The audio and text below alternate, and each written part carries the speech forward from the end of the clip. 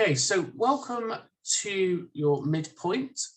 Today we've got a fair amount to get through. We're doing vital signs, medication, capillary blood samples, and positive risk taking.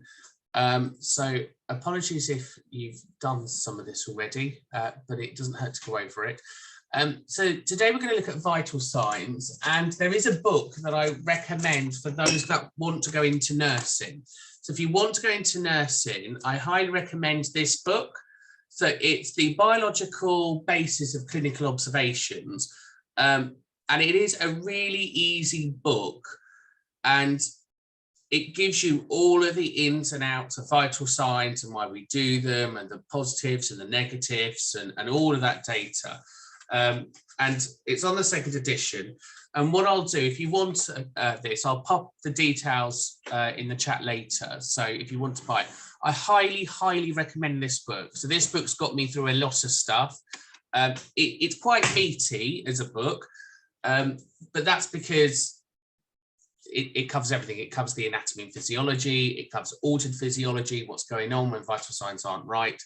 And then it obviously covers all the clinical stuff as well. So a highly recommended read. So what are vital signs then? What are vital signs? Apart from what it says on the screen, how would we interpret vital signs? Give us information about the state of health of a person. Yeah, absolutely. So vital signs is the information that the body's giving us. And vital signs are a really important aspect of things that we're doing because they tell us clinical data. And what we tend to know with clinical data, if you're having troubles to communicate, this is a way that we can read the body and tell us what's going on. And as we do the vital signs, we need to have two lots of understandings. We need to have what anatomy and physiology looks like normal, and then we need to know what altered physiology looks like. So what's going on with those signs and the body at the time that those results are going. So normally, if we said vital signs, we would be talking about TPR, temperature, pulse, respiration. The reality is each service will have their own definition of vital signs. The ones that I'm going to teach you today are the NICE guidelines and the Muse 2 scores, or the Muse 2 scores, which is the National Early Modified Warning Systems 2. Equally, online, you can buy yourselves, and they're only a couple of pounds, but you can buy yourself these little cards. And basically what these cards do, they give you all the charts and then what to do on the back of them. So they're designed to go in your pocket, and they cover everything from Glasgow Coma scales to SABAR to situation assessments behavior. So these cards are really useful because the reality is we don't normally maintain all that knowledge in our head. We can sometimes forget. And you can pick these up via Amazon for a couple of pounds. And they are really helpful. And again, I can give you that link if you want to have a look at those. So vital signs indicates that we're alive. We're looking at the heartbeat, breathing, rate of temperature, blood pressure, and oxygen saturations. Equally on top of that, we might be doing blood glucose because blood glucose tells us a lot about what's going on in the body. We might be doing urine analysis because urine analysis tells us things such as kidney function, glucose, pH, or infection. And we may be doing spirometry or peak flow. So that's where we're getting people to breathe into a tube to see what's going on there. Or alternatively, you may even argue that ECG counts as a vital sign. So looking at the rhythm of the heart, and obviously those machines pick it all up. But in our workplace, we can get handheld ECG machines or whatever just to get our interpretation. So basically, we're saying these signs are to be observed, measured and monitored to assess the individual's physical functioning. So that's what we're looking for here. It is likely that the vital signs will be part of your endpoint assessment. So the assessment normally will be you taking patients' vital signs, interpreting those results and coming up with the clinical recommendations. Okay. And again, with vital signs, we're looking at the whole journey. So we're looking at communicating with the patient, gaining consent, health and safety of the equipment, making sure it's all working, and infection control, making sure that each piece of equipment is clean. Normal vital signs change with age, sex, weight, exercise tolerance, and other conditions. So what other conditions can change our vital signs?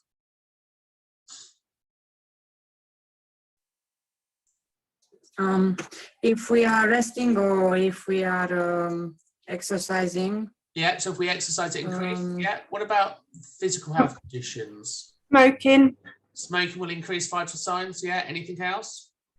If we have a cold, obviously. Yeah, anything else? Feeling unwell.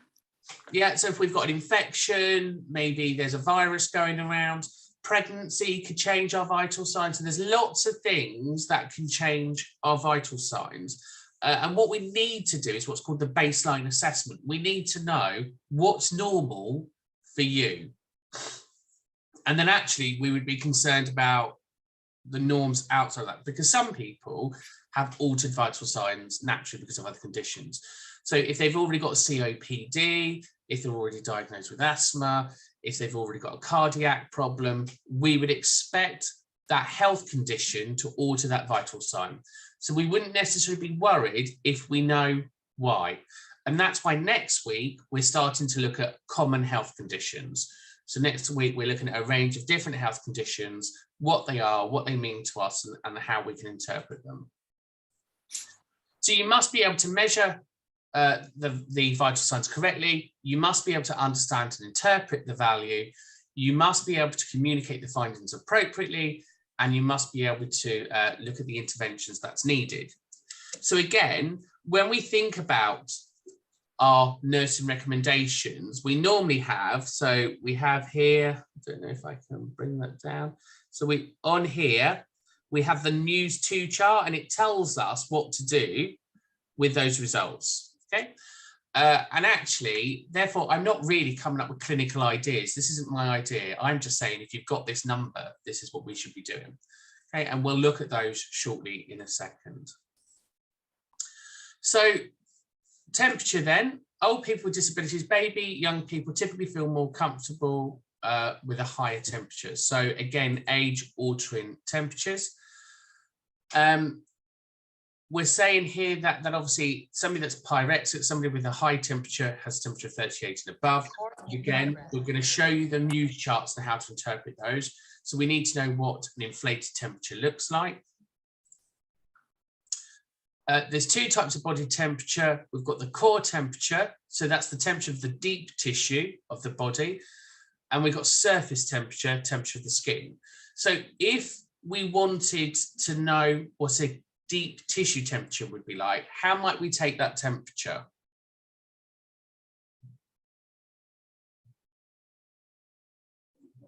Where might we take a temperature for a deep tissue temperature? Ears. Okay, so we might go into the ears. Yeah, where else? Mouth. Yeah, we go into the mouth. Under the Bottom. Yeah, so under the arm and up the bottom, rectal. So we've got different places in where we could take. So again, depends on what the person is, depends on their capability, their capacity. It gives us lots of different places in where we could take. And if we were to do a surface temperature, how could we do a surface temperature? forehead. So we could do forehead, yeah. So we've got those strips that go on, or a scan. So again, we could easily just touch a patient, can't we? Just by touching somebody, we know if they're hot or cold, and you can feel, normally if somebody's pyrexic and really hot, we can feel that. So what we're saying there is two different types of body temperature. We can do core temperatures or surface temperatures. Both will give us a slightly different reading, but again, we need to work out what the equipment is we're going to use and why we're going to use it. Normally in the nursing, we do the one in the ear or the foreheads. So they're normally the ones we do. You normally find there'll be a degree or two apart. So if I scan the forehead, it's normally maybe a degree slightly out from the one in the ear. So again, we kind of just give or take, meaning different types of equipment as well. So temperature measurements are obtained by several methods. We've got the heat sensitive patches. So they're the strips that go on the forehead, or the temper dots. So that changes there. We have electronic thermometers. So that's the scanning, the infrared in the ear. And then we have the more the older style ones, which we look at. So we've got those. Where we take them then, when the temperature is above normal, we're looking at pyrexia, so that's it being too high, or febrile. Fever is normally what's causing the body to go into a temperature, meaning it's obviously fighting bacteria. So if we have got a temperature, it's normally associated with infections, and that's why. Classifications of fever, so you can see there, normally it remains quite high. Sometimes it's intermittent, it can rise or fall, or the temperature returns back to normal when the patient becomes well again, okay?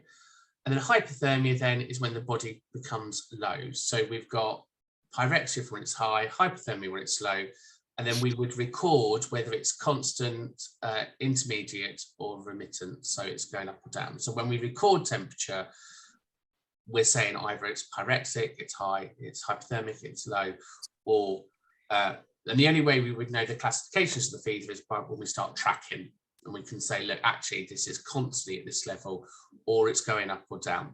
And what you normally find, depending on the amount of time you're doing the observations, we would record things such as if paracetamol had been given beforehand, has that reduced the temperature? And actually, does that mean, you know, just because we've given the paracetamol to reduce the temperature doesn't mean that the temperature hasn't gone away, it's just being treated for that particular thing. So we need to be mindful that when we take observations, we need to look at the medication MAR chart. We need to see, has this person had something already to treat the condition, because that would alter the results. So hypothermia is when obviously it starts to drop below 36 Celsius, or sorry, 35 Celsius or 95 Fahrenheit. And that's obviously when the body goes into homeostasis, and homeostasis is the body trying to repair itself. So if the person's shivering, we can assume that they're going into a hypothermic state, because that's the body trying to obviously maintain its warmth. And what's important with the hypothermia is we would treat hypothermia in the way that it has come on. So if it was slow onset, we would warm them up slowly. If it was fast onset, we would warm them up rapidly. So for example, if somebody fell into a frozen lake, we would drag them out the lake and wrap them in blankets and warm them up as quickly as we could, because it's a sudden drop in temperature and we need to bring that back up. If it's a slow decrease into hypothermia, we would warm them up slowly. And when we warm them up slowly, we're talking about my body heat to their body heat first, and then we start to layer up, but it's done over time. Okay, and the reason we do that is because depending how quickly the body's deteriorating, if you warm the body up too quickly, you could send the person into shock, and that could kill them. So we look at hypothermia in the way in which the onset has come. So when you do your first aid training, you'll be taught that in first aid. So slow, warm up, slow, quick onset, quick warm up. Okay. So pulse, hopefully you can all find your pulse points, because I will be testing this on you. Obviously the normal range for the pulse is between 60 and 100 beats per minute. We've got the wrist and the neck. And again, you should all be able to find that. The hardest one to find is the one in the wrist. And again, we're going to use 3 fingers on the wrist, go down that way around. See, it doesn't help, I'm left-handed. And then we're kind of just in that groove there. So where the thumb joint ends, we're kind of going in there to take that. We never take a pulse with our thumb, because obviously we have a pulse in our thumb. The one that's easiest is the one in the neck, because it's nice and strong in the neck. So we've got those. Equally, if you're in hospital or you're dealing with a baby, you've got the brachial one, so you've got the one under the arm there for babies. And again, you can take them pretty much anywhere else in the ankles and things like that, depending on where you're at. But you must be able to do these. Now, when we take pulse rate, we're looking for the beats per minute. The guidelines state we should count the full minute. Okay, so that's what the guideline states. In your endpoint exam, if you are doing vital signs, you must do a physical check for a full minute. Now, the reality is we don't do that in practice. We normally do 30 seconds and times it by 2, or we do 10 and times it by 6. It's entirely up to you. The reality is we must do a manual check of pulse. So even though electronic blood pressure machines do pulse, and even though pulsometers do pulse, we must check pulse manually. Why must we check pulse manually? Say they've got pulse. Yeah, so what data, what clinical information does it give you if you touch somebody? No. Because the machines give you a Something. pulse rate, don't they? Blood. How? I don't know. Oxygen. Blood. Kind of, yeah. We're getting there. So if I take the pulse manually in a neck, what have I automatically done?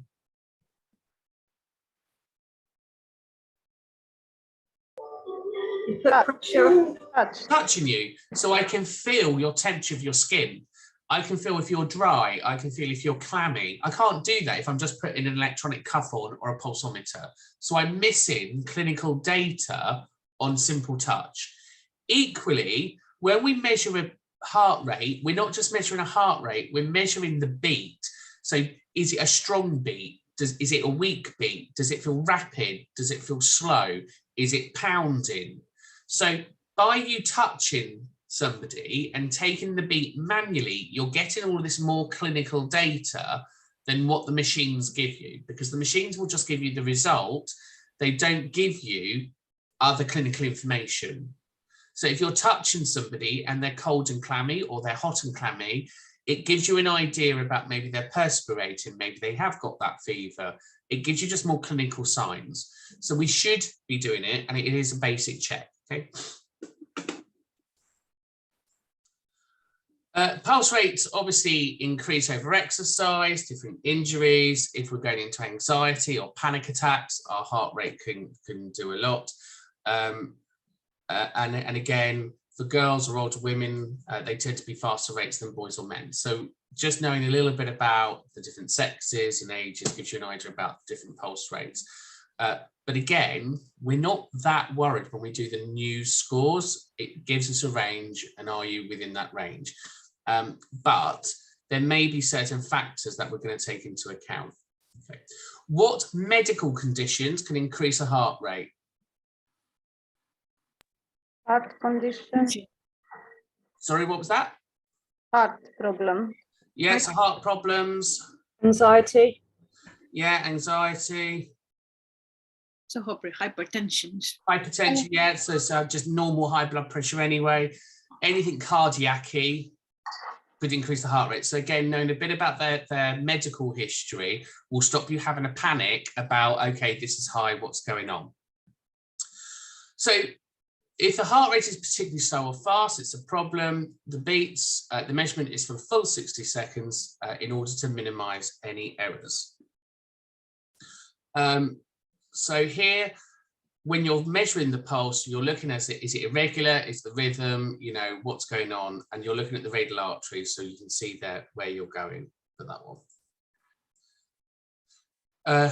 Volume, you're just making sure, does it feel normal? Does it reflect changes, i.e., you know, is it flowing properly? Can you feel it pounding, or whatever it is that's going on there? So tachycardic, and these are phrases that you need to be aware of. Tachycardic is if the pulse is faster than 100 beats a minute. It can result from shock, hemorrhages, exercise, fever, acute pain, and drugs. And brachycardic is when we've got a low pulse rate, and obviously that can result in unresolved severe pain, drugs, resting, and a heart block. So again, if we're going brachycardic, that could be signs of maybe going to a heart attack or a further stroke, or maybe their cholesterol is just really, really high, or maybe there's something going on with the aortas to the either side of the heart. So just knowing this basic information is really useful, meaning whenever we do an admission for a patient, we should always do vital signs, because we need to know what their baseline is. So whenever we admit somebody into our care, we would always do a suite of vital signs. Do you all do that in your homes? Yeah. Do we do that in the other homes? We do monthly. So you do it monthly. restore Do you course. do it on admission? So when somebody comes to your home that very day, when they come to your home, do you do vital signs? Yeah, I think we do. Yeah, Maybe you the should do manager. it. Yeah, you should do it, because if you don't, you won't know what's normal for them. So you don't want to leave it a month, because obviously you want to get that baseline in. And most of the patients that you ask, they could tell you what their results normally are. So that's quite useful as well. So again, the other way of counting the heartbeat is you can put a stethoscope on and count via the heartbeat. You can see there, you're going at the bottom corner of the heart when you do it. So just under the kind of the nipple, under the breast. And there, if you wanted to hear the heartbeat, you could hear the heartbeat as well. And obviously you've all got a set of stethoscopes. It's part of your manual equipment. So you should know how to hear that. And obviously a really useful thing to do.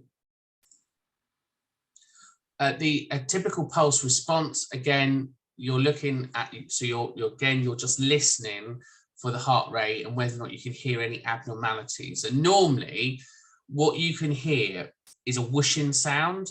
So if you're hearing a heartbeat, the heartbeat should be going, so it should be a beat. If you start hearing a whooshing sound or a watery sound, it could mean that there's a bleed or a hole in the heart. And again, you'll only pick that up if you put the stethoscopes on somebody. So you'll never pick that up just through doing a pulse check in the neck or the thing. So it is really good practice to listen to somebody's heart for vital signs, because only then will you pick up, does that sound normal? Does that not sound normal? And really, the heartbeats are quite simple. It's either beating,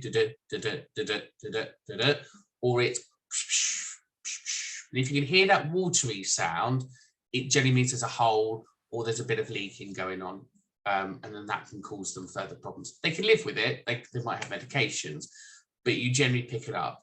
And equally, you'll either hear it really strong, so it'd be a nice pounding heart, beating heart, or it'd be quite weak. And again, if it's quite weak, it means that your your electronic blood pressure machines will probably find it really difficult to get blood pressure. So that's why you must know how to do manual blood pressure. Because again, if they've got a weak heartbeat, those machines can find it difficult picking up low heart rates.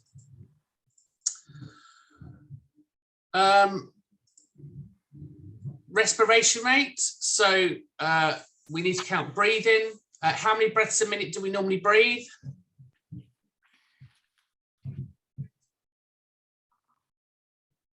I think it's about 50. No. It's between 12 and 20. Between 12 and 20. Good answer. Yep. So again, can increase or decrease. What can increase or decrease our breathing rate through chronic health conditions? In COPD. So COPD, yeah, another chronic respiratory condition.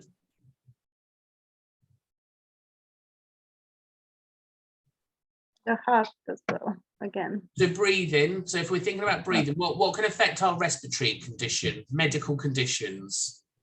Lung cancer. So lung cancer, COPD, cancer, what else? It's been in the news for the last 3 years. COVID. COVID. It's asthma. Yeah, can't believe we all missed that one. COVID and equally asthma. So there's lots of respiratory conditions that can affect our breathing. So again, just knowing about medical conditions and how they interact with the body. What could increase our breathing rate? Just normal people. So what can increase our breathing rate? You could do physical exercising. Yeah. Exercise. Sorry, what was that? Exercise. Exercise can increase it, yeah. I told you all that you've got an exam this afternoon. Panic attacks. No. Panic attack, there we go. Anxiety. Lots of mental health conditions, yeah. So mental health conditions, exercise, what else can increase it?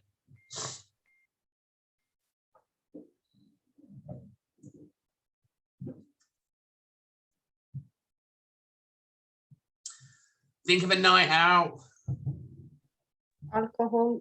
Substances, so substances can increase it. So again, we need to have all of this clinical knowledge in the back of our minds to go, if it is slightly increased, is there an underlying condition first? You know, have you just rushed here? Are you panicking? Do you feel anxious? And the reality is, if I said to you all now, I'm going to count your breathing, what are you going to do? Fast. You're going to panic. You'll be like, am I breathing normally? How do I breathe? I've forgotten how to breathe. Because we start to hold our breath and we start to think, oh, don't watch me breathe. It's just weird. And we start to panic. So we never tell somebody that we're going to check breathing. We just observe. And normally we do that when we do the pulse check. So when we do the pulse check, we're going to do breathing, but we just don't tell them. So therefore, what I would normally do, 30 seconds on pulse, 30 seconds on breathing. So they still feel that they've had a minute of your attention, but you're just watching for different things. How can we spot breathing? That's a silly question, but how can we spot it? Through the chest. Isn't it? Yeah, so the rise and fall of the chest is one. I think belly as well. Or I'm not mouth. totally breathing. Mouth. Mouth, so okay, we may see them. Yeah. Do that, okay, so that's the second. Well, how else can we do it?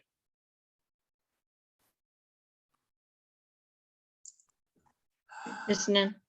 We can hear it, especially if they're a deep breather. So again, if they're inhaling quite loud, it would give you signs of respiratory distress. So why are you breathing so heavily? Because we don't normally breathe that heavily, do we? So there's a couple of others. You can watch the neck muscles go up and down. So can you see? Mm-hmm. We tense and drop. So again, there's lots of different ways of you watching somebody breathe without touching them. Worst case scenario, if you are finding it really difficult to check respiratory breathing, you can pop your hands up on their shoulder and you'll just feel the rise and fall in the chest. Okay, but the moment you do that, people will know that you're probably checking the breathing. So you want to try and do it all the other ways, because the moment I say I'm going to count, you're going to hold your breath, you're going to stop breathing, or you start to breathe a bit quicker. So we don't normally tell them. So respiratory rates over 25s is respiratory rates over 25 or under 12 breaths per minute will result in abnormalities. So under 12 breaths or over 25 breaths. So below than 12 is a problem because you're not getting enough oxygen in the body. And what happens when we don't get enough oxygen in the body? Feel tired. Yeah, you might feel fatigued. What happens if it goes below that? What happens to Glasgow Coma scale? Think of your first aid training. Where am I going to repeat end the up? question, please? Oxygen. Yeah, so if I've lack of oxygen in the body, so if I'm breathing under 12 breaths a minute, what is likely going to happen to my body?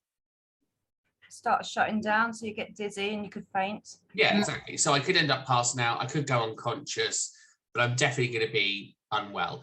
And if I'm breathing too quickly, so I'm taking in too much oxygen, Hyperventilate. so we can hyperventilate, we're going to be over 12. Yeah, so if we're hyperventilating, we've got too much carbon dioxide in the body. So we've got all of this oxygen coming in, but we're not doing the gas exchange properly. And therefore that could result in, again, me passing out. And it can be really dangerous having too much carbon dioxide in the body. So again, we need to treat as appropriate. So under 12 breaths, we're looking at oxygen therapy. We need to bring up the oxygen level. Too much oxygen in the body, we need to decrease the oxygen levels and increase the carbon dioxide to bring up the gas exchange, because we should be roughly equal. What vital sign equipment can we use to see what the gas exchange or what the oxygen levels are doing?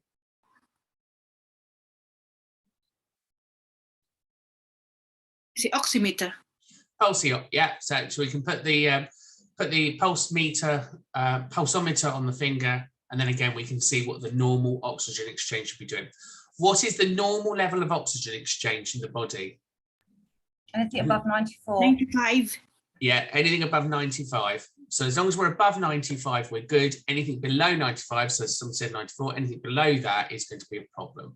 So actually, we could see if somebody is not breathing enough or too much, we stick the pulsometer on and it will give you a very clear physiological indication of what's going on the oxygen levels, because that's what the problem is, isn't it? What Not is enough oxygen maximum? or too much oxygen. Okay. What is too much oxygen? When is So too much oxygen is when you're breathing over 25 breaths a minute. So if I'm doing this, what I'm not doing is I'm not giving my body enough time to bring in the carbon dioxide. I'm just taking in oxygen, oxygen, oxygen, oxygen, oxygen. yeah. But will the machine tell you the oxygen? So what you'll find is the results will be different on the pulsometer, because it's not going to work properly. Can you get a So- symptom of chest pains from that happening? Yeah. I mean, you'll get lots of different symptoms. At the end of the day, if somebody's over oxygenated, that you'll tend to see things such as they start to go grey, they start to become quite sweaty. You know, you're going to pick up signs of respiratory distress. And the reality is you can spot it because actually you're counting those breaths and it's over 25 breaths a minute.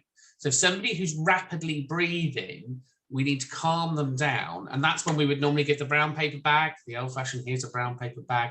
Because actually, if you're breathing in a brown paper bag, you're just taking in carbon dioxide. And that will slow you down and re-gas exchanging. Different to somebody who's not breathing enough, that's oxygen therapy. We need to bring your oxygen levels up because obviously they're dipping.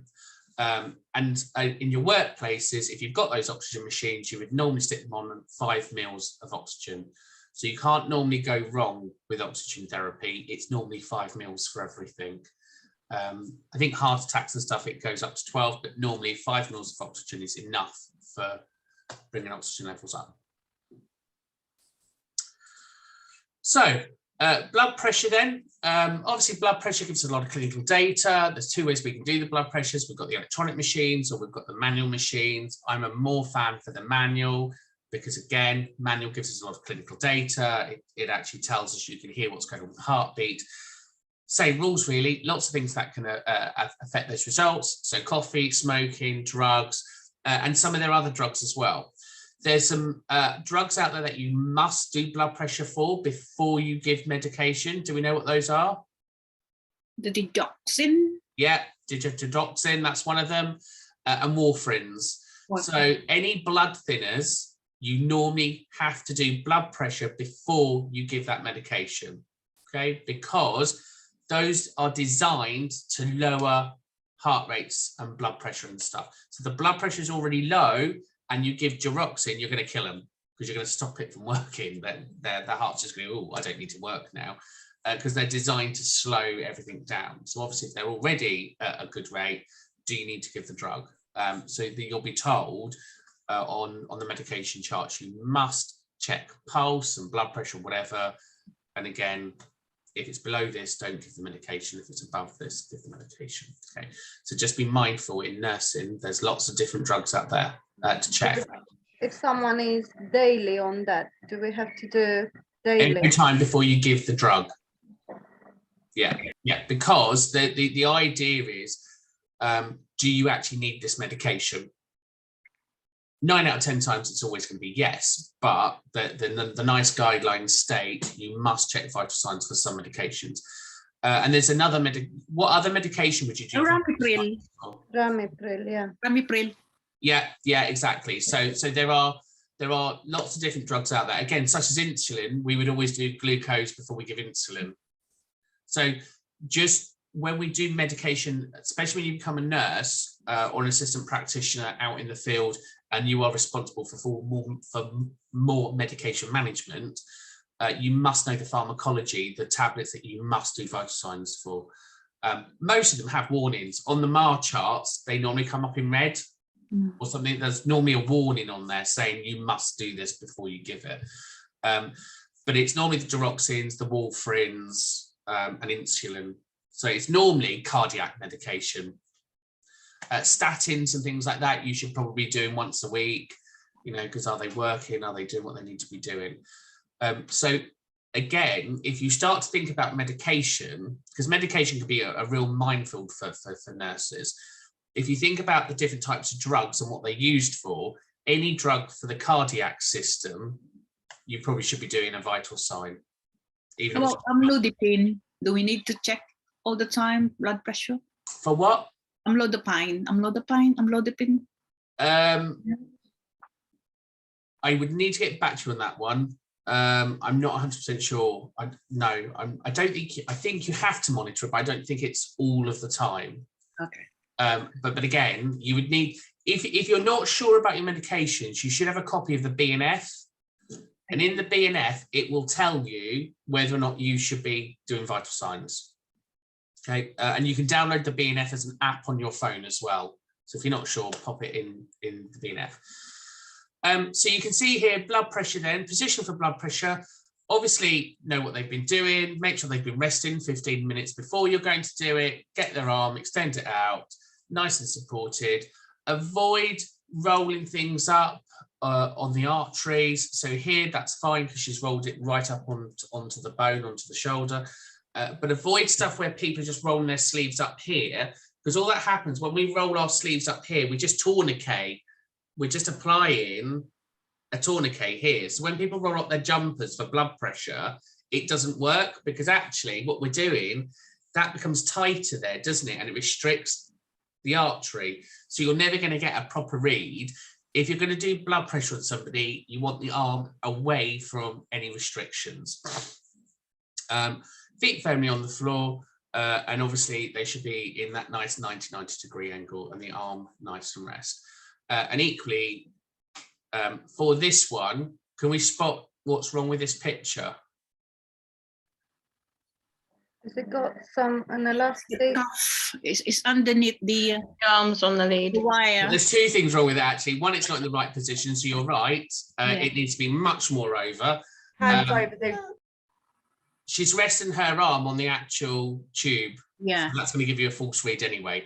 So be mindful when you do blood pressures, look at your equipment, make sure the tubing is on the top, and make sure you've got, so normally where those tubes come out, that should be on the arterial line, it should be here. So that's where it should be. So that's much too, you're not going to get a proper read there. But you'll see that when we come out. Oh God, I don't know. She's not even in the right place on the stethoscope there. So raise the patient's arm so the brachial artery is roughly at the same height as the heart. So again, you just kind of want it so it's a nice read. If the arm is too high, it's going to give you a false read, because obviously the blood's trying to push up. And if the arm's too low, it could give you another false read, because obviously the blood's just going to be flowing a lot quicker. So it needs to be roughly at the high heart for it to be a fair read across the cardiac system. Okay. So what we're interested in nursing is the systolic. We're not really that interested in the systolic. So the systolic is the high number that represents the ventricle contracting. So if you imagine your arterial line is like a pipe, like a hose pipe. If I clamp the top of the hose pipe, behind that, pressure starts to build up, doesn't it? If I clamp a hose pipe. And then when I let go, water floods. Okay, so the systolic is the first clamp, and the pressure that's building up in that ventricle in the arterial line. The diastolic is what happens when the water flushes through and it goes back to a normal level. So that's the low read. So when we do blood pressure, it's the pressure, we're closing that valve off, the arterial line off, it's the pressure that's building up at the top. That's our top read. And when we let go, whoosh, the pressure goes down, and then we're interested in the bottom read, and that's when it returns back to normal. Okay, so that's roughly what's going on. So we want the first one, which is the systolic, and the diastolic is the bottom, and that's the arterial line between the beats. And what you tend to hear is the systolic will be, it's the first beat in that you're listening for. So as you do it manually, and you will be doing this manually, because I have to assess you doing this manually, what you're listening for is that first beat. And as that comes in, it's quite strong. You'll hear the beat. And as you let the pressure out, it'll go quiet. And when you hear the last beat, that's your diastolic, the bottom read. Okay, so the top read, ba-boom, and it is a ba-boom. You'll hear it. It comes in quite quickly. and then you release the pressure, and once the pressure's gone and the heart and the valve's back to normal, the artery's back to normal, that's your systolic. And obviously pulse pressure is the difference between the top and the bottom. So we would put the difference if we wanted to know the pressure there. In nursing, we keep it nice and straightforward. We only want to know the top read. What is then the top read? So if we're looking at systolic, what do you think is the normal range for systolic blood pressure? 120. We all do the 120/80 because that's what we were told, eh? Okay, so 120. 100 and 140, I think. Very close, very close. So Going up to 200, I think. It does go a bit more than that now. So the Muse 2 score looks at 111 to 219. So as long as it's between that, it's okay. If it goes above 219, you are in hypertension world. We've got a problem. We've got a real problem. And if it's below that, equally, we have another problem. And I'll show you what that looks like on the charts and why, because they have changed it since the new score. So that we're now on the new score 2, which is the evidence-based practice that we're using. And what we're saying is if it's between that, it's fine. The old school of thought was the perfect blood pressure was 120 over 60 to 80. That was what we were all told as the perfect one. The reality is we differ. We differ for age, we differ for sex, we differ for the size we are, we differ for different health conditions. So it became a bit of an unreliable score. The other one, which seemed to be a reasonable score, was 100 plus their age. Would be an average score. So you get to about 190. So again, there are lots of different schools of thought. And if you read in this book, you'll see it gives you the whole explanation of why we don't do that, why we just go between 111 and the 219. The problem is what people will say is, oh, that's high, or oh, that's low, because they're basing it on that old data. So actually, we wouldn't say to somebody that's high or low as nurses. We simply say that's within range or it's not within range, because actually we don't know what it is. What we do know is if it's below 111, that's low, that's out of range. And if it's above 219, that's high, that's out of range. Yeah, but we don't go, that's healthy. That's not what we're doing in vital signs. Happy with that? Yeah. Marvelous. So, different size cuffs for different people. Obviously, you need to make sure that if you are doing blood pressure, you're selecting the right cuffs. The problem with the electronic machines is sometimes you can't change these cuffs. So actually, there's your first problem with the electronic machines. If the cuff doesn't come off, not everyone's the same size, so it's not going to work. So it's really important that you measure people for their cuffs so they fit right. So when you do blood pressure, you've got the right size cuff. So in your service, I'd expect to see 3 different sizes, because your little old ladies, your little Margarets who are 100 and whatever, and they're a little bag of bones, they're not going to need the full adult size cuff because it's just going to be too big. It's going to miss the center of the arterial line. So we need to make sure we're measuring those up. Equally on here, you can see you've got your pump and the little valve. Before we use them, always pump it up, deflate it, make sure that it's working. There's nothing more frustrating than having your blood pressure done and you can't get that nozzle right, or it's not inflating or deflating. So before you put your blood pressure machine on for somebody, you're going to clean it, make sure it's clean. You're going to inflate and deflate, so you know how to use the valve.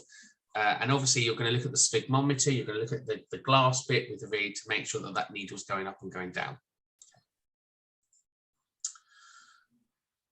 Oh yeah, the Korsakoff is the bump, that first artery. So what you're listening is the Korsakoff pulse. I keep forgetting that's what it's called. I just call it the first beat in, and you will hear it. It's the Korsakoff pulse is the strongest pulse in. Systolic blood pressure is the pressure at which you can hear the first pulse, which we've already covered. Again, can we spot what they're doing wrong in this picture? Couldn't see properly. Can we see the picture? So she's holding the stethoscope on. Can you see that? I think she didn't put the thing properly because it's not. No, very close. Is she holding the tube? Very well, her thumb is covering the tube, but what have we got in our thumb? What's that? What's this? So The this is stethoscope. her holding her stethoscope, but she's holding it with her thumb. What's in our thumb? It's the pulse. We have our own pulse. So if you put your thumb on a stethoscope, you're going to pick up your pulse. So never, ever, ever, ever, ever. I like all these pictures, they're dreadful. Never put your thumb on the stethoscope, always 2 fingers. Okay. And what I tend to do is I tend to get that pressure, I tend to pop the stethoscope under the first bit of the material on the band that goes round on the cuff. And that actually holds it in place. And then if you push down, you get a much stronger sound on the stethoscope, but never use your thumbs because you have a pulse in your thumbs. So going back then, so what we're looking for then is the pressure to which you can hear the pulse for the systolic and the diastolic. So first pulse in is your top read. As you release the air, you get to your bottom read, and that's your top and bottom reads. Have you all done manual blood pressures in your homes? No. Okay. So what we'll do. I have. Lovely. Okay. So what we'll do, hopefully, I'll talk to Sue before I come out to see you all. We'll get you some equipment sent out to you all, so you get to practice this. So we'll order you a manual set each, and we'll get those posted out to you because you need to practice listening to heart rhythms, listening to the chest for the breathing, and you need to be able to take a manual blood pressure. And unfortunately, the only way that you can do this is by taking it on random people. Like the only way you will improve your blood pressure skills is you need to take it across a range of people, men, women, children, up, down, obese people, non-obese people, because the more you practice on, the more you hear, the quicker this will be for you as a skill. And you are expected to be able to do this in your sleep. Avoid moving your hands across the stethoscope, again, because obviously any noise will obviously detract the Korsakoff pulse. So if you scrape the stethoscope along the skin, you're going to hear the vibrations, and that's what you don't want. And as we said, don't put your thumb on it because you've got a pulse in your thumb. And you can see here actually on the cuff there, you've got the left and right arterial lines, so the left arm and the right arm. Where it says here, look, left arm, and there's an arrow going down, that's where it should be on top of the artery. So if you imagine, so where we take blood, so if I can feel my artery here, that's my artery there. So that line, if it's on the left arm, should be there. And if it's on my right arm, I'm going to go in, feel for the artery. So if you rub your elbow, your joint here, you'll feel your arterial line in there. So it's the nice spongy one. And that's where the cuff should be there. So it moves to left and right arm. So make sure that when you put the cuff on, you've got the right location. And can you see on there, it's got the arrow for left arm and the arrow for right arm. To me, that doesn't look like it's in the right position. And I would assume that's the left arm. It just needs to be a little bit further over.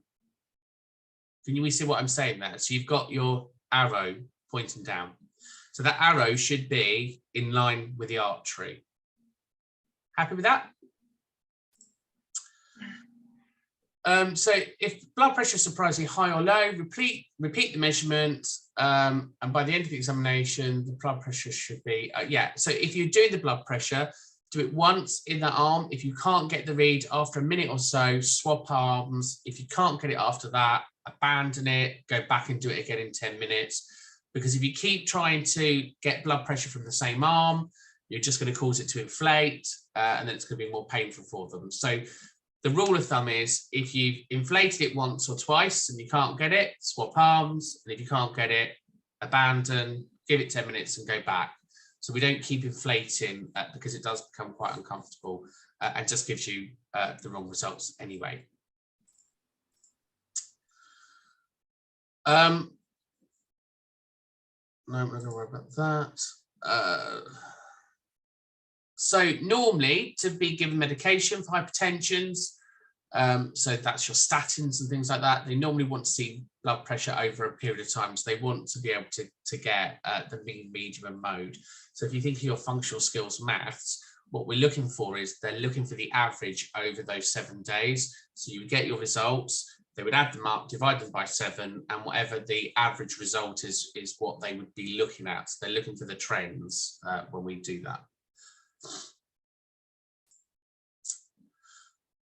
We're not going to worry about that because that's not in our muse. Right. So high blood pressure is greater than 139 over 89. No, we're not going to do that because that's not relevant to us in what we do. Medical conditions then, different disorders there. So cardiovascular disorder, neurological conditions, kidney and urology disorders. So anything that's really involved with the circulatory system. We know that the kidneys are obviously designed for cleaning the blood. So anything in that will obviously cause problems with blood pressure. So again, if we're thinking that hypertension is there because maybe sodium intake is too high or maybe the kidneys aren't flushing properly, we would do a urine analysis stick because we know through urine we can see what's going on with the kidneys and the liver functions. And another reason for hypertension is somebody that drinks too much water, because in water we have sodium, and too much water intake can increase that risk of the hypertension. So again, looking at low salt stuff, making sure that people aren't drinking too much water, etc. Because obviously salt retention can be a real problem there for you. Equally, other factors around increased blood pressure, stress, weight gains, eclampsia or edemas. So if they're doing water retention, edemas, petty edemas, anything that's retaining water, because again, if we're retaining water and we're swelling up, that's pressure being put onto the arterial system anyway, isn't it? So it's going to make it appear to be different. And we know that physiological factors such as stress, fear and anger increases our heart rate, because last week we looked at all of those things that alter our physiological state. So we just need to be mindful of that.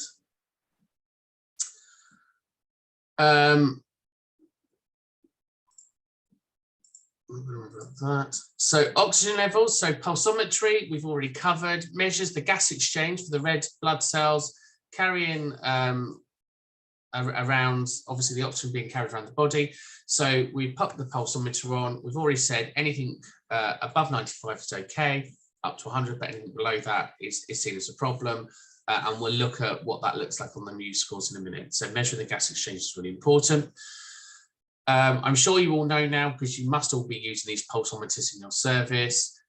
No artificial nails. If you've got nail varnish, take the nail varnish off. That's why we don't normally allow nail varnish for patients in hospitals, because we don't get correct readings. You can sometimes use these on the toes or on earlobes if you can't get the finger, but again, give or take, depends on the grade of your pulsometer. If they're normally the cheap ones that you get over the shops, over Amazon, the £10 ones, they're not going to pick up in other areas. If you get the medical grade pulsometers, they're a bit more sensitive. They can pick things up a lot easier. Right, so what I'm going to do now is show you the paperwork that goes alongside this. So we're going to go. Any questions on the knowledge part so far? Are we all happy with that? We're okay. Good, good. Right, so.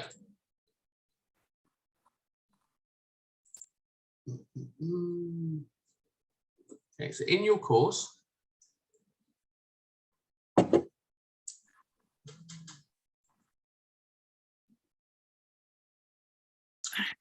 Week 4. right, can you see my screen there? Yes. Yeah, lovely. So if you click on National Early Warning Signs Score 2, it's going to take you to the Royal College of Physicians. I highly recommend you have a read of this book on the right hand side, so you can download that. It looks at the evidence-based behind vital signs. So it's all the clinical data and research. It's a really interesting read, and it explains why we're doing what we're doing. You can see there how it works. So we're looking at respiration, oxygen, systolic blood pressure, pulse rate, levels of unconsciousness. So what are the levels of unconsciousness? From first aid principle, if you remember AVPU. It's 5. It is 5. No, so levels of unconsciousness. Do you remember you did, if you've done first aid training, it's done in your primary check. So it's called AVPU. That's the acronym. Oh, yeah. 30. Alert, voice, pain, unresponsive. So alert, are you awake? So you're alert. If you're not alert, so your eyes are closed, you respond to voice. Hello, can you hear me? Can you open your eyes? You don't respond to my voice, I'm going to inflict a bit of pain. So I can either pinch your ear or pop my finger across your eye. And if you flinch, you're responsive. If you don't flinch, you're unresponsive. And obviously unresponsive is you haven't responded to my voice and you haven't responded to pain. Therefore, I'm calling you unresponsive. So we use the same scale in medical terms. Okay. Arguably, you can badge it and call it the Glasgow Coma Scale, which is one of your assessment tools, which you learn in week 1. It just covers a bit more there, and obviously temperature. So as we go down, under the News 2 reports, you've got some documents here. So if you're not using these in your home, you can download these and use these because these are the nationally approved assessment tools. Okay, so chart 1 is the scoring system. And again, we've gone through what each of those are. So here, this is the scoring system. Can you all see that? Yeah, perfect. So what we're saying is everything in the middle gives you a score of 0. So anything in white is within normal range. So that's the language we're going to use. You're in normal range. So we start at the top, respiration, beats, breaths per minute. Anything less than 12, so between 9 and 11 gives you a score of 1. Anything less than 8 gives you a score of 3. Okay, and then if we move up, anything between 21 and 24 gives you a score of 2, and anything over 25 gives you a score of 3. Okay, and what we do on the scoring system, we're going to add all of these points up. Okay, so whatever the breath is, we're going to circle. We then look at oxygen levels. So you've got one, the top one is for something that's not on oxygen, and the second one down is for something that's receiving oxygen. Okay, so normally you'd be using scale 1, unless you've got something that is on an oxygen tank. Okay, so what we're saying here is pulsometry, more than 96 and more than 95, so up is fine. You can go up to 100, that's great. But anything less than that, you're going to start scoring. Okay, and that's what these little cards are that I showed you earlier. These are all of these, just on a little card that you can carry in your pocket. Are you on air or oxygen? So air is what we're breathing. That's a score of 0. But if you are on oxygen, you already get a score of 2. We move down to the systolic pressure. So that's the top beat that we've just covered. And there's not a lot of movement here, is there? Because actually we're saying between 111 to 219 is normal. But actually 220 puts you straight to a score of 3. So that's the tipping point. There's no, oh, is it dangerous after this? That's it. If you are above 219, you are clinically unwell. But below, you can have a score between 101 and 110, and that's a score of 1. 91 to 100, score of 2.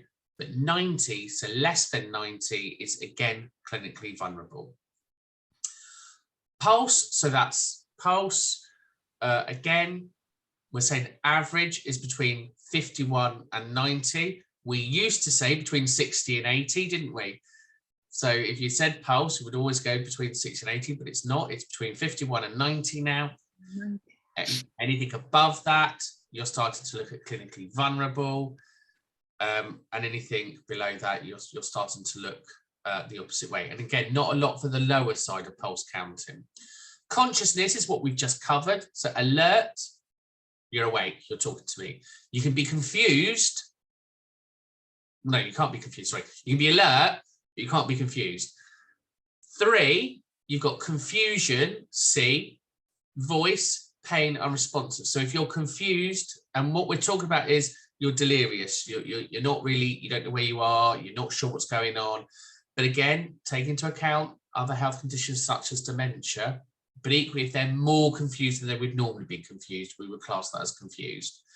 And then finally, temperature, again, you've got your results there. So as nurses or as assistant practitioners, you would take those physiological readings, you would score it up, and you would then add up those scores. Does that make sense? So it's nice and straightforward at this point. Now, what I do, and I'm not saying this is right, normally you'll have your glove on, and I normally write the results of my glove because I want to do it quickly, and then I would chart up. Right on the hand, yeah. Yeah, we normally just do it on the back of the glove or whatever. Now, it's one patient, one lot of charting. Because if you're in a hospital ward, what I see all of the time is the care assistants go round, they start on bed 1, they go round, they do all 16 patients, and then they go in and chart it up. The problem with that is, if you are the first patient and your score requires clinical assistance, you're an hour before your results are being published, which is dangerous. It's incredibly dangerous. So it's one result, you score it up. Now, in the back of my head, I can score it as I'm going anyway, because I know these results. So after time, you'll be doing that. You'll be going, oh, that's a 3, that's a 2, that's a 1. And you'll roughly know where you're going to go. Because from this, my friends, you are going to give your clinical decisions. You are going to base all of your clinical recommendations off of this. So it's really important that when you talk to a doctor, when you talk to the hospital, when you talk to the ambulance service, you are giving sound clinical decisions, okay? So what we're looking at then are the thresholds and the triggers that are here. So your thresholds and triggers are, if you're between 0 and 4, it's low clinical risk, and you may just want to carry on observing maybe a couple of, in an hour's time or whatever. Okay. Now, each hospital under the response side has different clinical guidance. Okay, so each hospital does not have the same response, which I know sounds a bit odd because you'd think this is clinical based, right? So we should all be doing the same thing, but it's not. So, for example, in a mental health hospital, we go between a score of 0 and 3. That would be our low response, because actually what we're saying is with medication, psychosis and all that, it becomes dangerous and the response level becomes different. So you should have your own version of this based upon what you're going to do here. But low response might be, I'm going to just observe you maybe 1 or twice today. Maybe I'll observe you later. We'll just keep an eye on you. Okay, that's a low response. The red score, so a score of 3 in any individual parameter. So if you scored 3, and what we're saying here, just so we're clear, if you score 3 in any of these, that's high risk. Okay, so you may get a score of 4 across it all, fine. But if you scored a 3 here and then a 1 there, that's still a score of 4. But because you've got a 3 on respiration, for example, that's a clinical risk because it means respiratory wise, you're in distress. So any of the red scores, if you score red, you are in trouble. Okay, because that is dangerous. Happy with that? So a score of 3 in any area is dangerous. Right, your amber, your medium scores is between 5 and 6, and this is where you need an urgent response. So you can see there, it's got little asterisks at the bottom. Response by a clinician or a team will carry out an assessment or treatment for an acutely ill patient, recognizing when they're escalating care or critical care for treatment is appropriate. So what we're saying here is, look, you're deteriorating, we're going to get ready. Because you may improve, but you may not. But what would normally happen with a score of 5 or 6, we're going to keep you in our eyesight. Score of 7 or more, you are in trouble. You are in clinical trouble and you are going to need intervention straight away.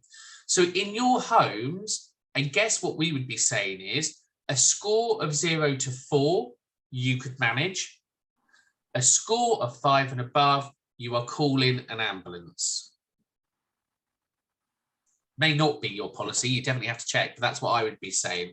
Because I'd be saying, look, score of 0 to 4, we can manage. Score of 3 in one area, it's hospital. Score above that, you're all going to hospital. Yeah, happy with that? So that's your clinical decisions. Okay. Now, you've then got your observation charts. So your observation charts looks like this. Have you seen these? Yeah. So again, all we're going to be doing depends on what the score is. We put the date at the top and the time, really useful. And we're just going to put the number in here. So for example, if I did respiration and I scored 16, in that box, I would write the number 16.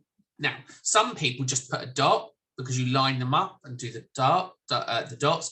However, from a clinical judgment point, it's useful to know what the actual result was. So I just write the number 16 there because I can still line them up and do the graph.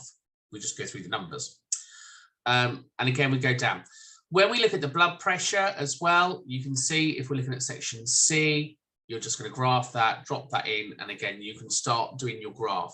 So if you're doing this monthly, you should be seeing the mean, medium, and modes. You should be seeing the high ends. So what does it look at its worst?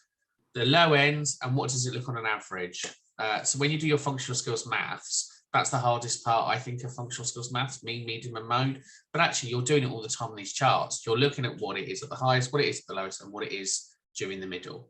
Okay, happy with that? Then at the bottom, you just add it up. So what's the score? Your monitoring frequency is then from that score. How often are you going to monitor? So you put the hours in there. Did you escalate that? So have you reported it or forwarded it on? Yes or no? And then you put your initials so we know who did those vital signs and what the results were. Okay. Now, NHS Rio, they kind of have this as an electronic thing that you fill in. I think in a lot of your care plan software now, they have similar versions of this.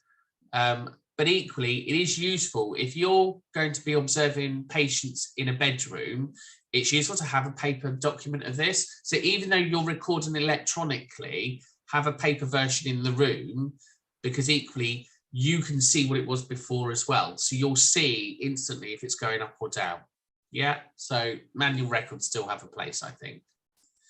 Okay, and then finally here, clinical responses to trigger and thresholds. There you go. So it gives you the actual parameters there. So if you've got a score between 1 and 4, 4 hours, 3, 1 hour, score of 5 or more. So it gives you the clinical responses on what you're going to do for each of those thresholds. And again, that should be in your policies. So what's nice about this, as long as you remember your recommendations, etc., that's where you need to be. Now, there is a process for reporting, and I don't think I've covered it with you. It's called SABAR. Now, I don't know if any of you have heard SABAR. Yeah, let me just... I think you only said on the assessment. Sabah? Yeah, I did actually, didn't I? We did cover it on the handover. The situations, background. Yeah, that's it. Yeah, so I have covered it. Okay, that's fine. Yeah, so you're looking at a SABAR chart. Oh, NHS we'll have that one. And this is how you report to a doctor. This is how you would report. Okay, and they're those cards that I was telling you about. They're everywhere. There we go. So here, situation, I'm a nurse, or I'm a nurse on ward. I'm calling about whoever it is. I'm calling because I'm concerned that they have an early warning score of. Okay, so that's the situation. Background, who the person was, when were they admitted, what's their situation? Are they having an operation? Are they just in your care? Whatever. Assessment, I think the problem is score of 5, whatever, or they scored 3 in one area, therefore they're not breathing, they're breathing too much, not enough, high blood pressure, low pressure. I'm not sure, I'm just worried about this. So I've done my assessment, this was the new score. Recommendations, now this is the really important bit. I need you to come and see this person. Yeah, so when you write your notes up, you write them in this order: situation, background, assessment, and recommendations. Because what you're saying is, I need you to come. That's your refer on bit. That's you passing over that duty of care. If you don't say, I asked you to come and see this person, they will assume that they don't need to come out. Yeah, so you must, in your recommendations, say, I need you to come and see this patient. Because if they turn around and then say, I don't think it's, I don't think I need to yet, and they die, you have passed that duty of care on. That becomes their responsibility. But if you don't say, I need you to come and see them, and they die, it will be your fault, because they'll just turn around and say, but you didn't make it sound serious. Yeah, so it's really important. If you've done the MU score and you're concerned, do a refer on, make sure you've recorded that. And also you could say, is there anything I should be doing in the meantime? So the doctor may say at that point, do you have oxygen? Can you give them a PRN? Do you have this? Do you have that? Yeah, happy with that? And again, like I said, all of this stuff are on these cards that you can purchase. And again, the Glasgow Coma. So these cards you can pick up online from Amazon. They're a couple of £, but what I can do in the training, I can put a link to this if you want, so you can pick them up, so you've got the right set. But they're useful just to keep in your pocket. Do you know what I mean? Or stick them in your bag wherever you are, because the reality is it's a lot of numbers and datas and figures to remember. And in there, it gives you all of the stuff that you can do, including the Glasgow Coma checks. Right, so do we have any questions about vital signs? Or does that all seem relatively straightforward? I'm still a bit confused with the oxygen. Like if it's, because I've seen on the score on the level 2 thing we do for oxygen is number 1 and number 2. And on number 2, if it's 97, is on red. Is that high? So no, oxygen levels, it's fine to be high. That's where we want to be. We want to be taking in 100% oxygen. That's that in the ideal world. We don't, depending on what's going on. What your clinical evidence is, your clinical evidence, because we're evidence-based practitioners. This isn't Stephen's telling you. This is the NICE guidelines state we must follow the Royal College of Physicians guidance, okay? And this document here was co-produced with the NHS and all the doctors, and this is our Bible here. Okay, that's our Bible, that book there. Yeah. If we go to the new scoring system, because this is what we're told, that's what we're looking at. So the CPO2 scale 2. Right, so scale 2 is if they're already on oxygen. So if they have a mask and they're already receiving oxygen, it's scale 2. Yeah. The scale 1 is normal breath. Okay. Scale 2 is maybe I've got a tube up my nose and I've already got oxygen on. So you just pick the right scale. Yeah, happy with that? Yeah. And then obviously, sometimes what I used to do is I would have these printed out and I would just circle them as I did it when I first. So if they are on oxygen and if they are 97, we just take the oxygen off. So no, so if you're here and that's a score of 3 and they're on oxygen, you would then ring up the doctor, you would ring up emergency response and go, Sabah, I've got the situation, this is the background, I've got a score of 3 in this area, what would you like me to do? Now, it may be in the care plan, they've already decided take the oxygen off as if it is, okay? However, if they've got a respiratory problem and you take the oxygen off, are you going to deprive them of oxygen? You know, there's no such thing necessarily as too much oxygen necessarily. It just depends on their oxygen exchange. So, you know,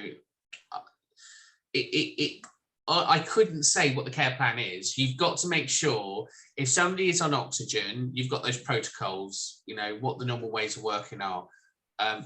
All you know on here is, even if I didn't know you, I know that if I did your oxygen, but you're on air, that's bad. What should I be doing? And you should have a protocol for that, you know, because again, if they're with you for end of life, they're not going to probably get a referral to a hospital, are they? No. No. So it's just about making sure we know what those procedures are, but that should be in the care plan. Yeah, so it should be care plan based. Okay, happy with that? Now, what's not on here is glucose, and what's not on here is spirometry peak flow. So they're kind of what we call the extended vital signs or urine analysis. So they are different skill sets in which you'll obviously see, but we're going to do capillary blood samples in a second anyway. So what I suggest we do, shall we stop for a 15-minute break? Yeah. Yeah, lovely. And then I will see you all back at 11:45.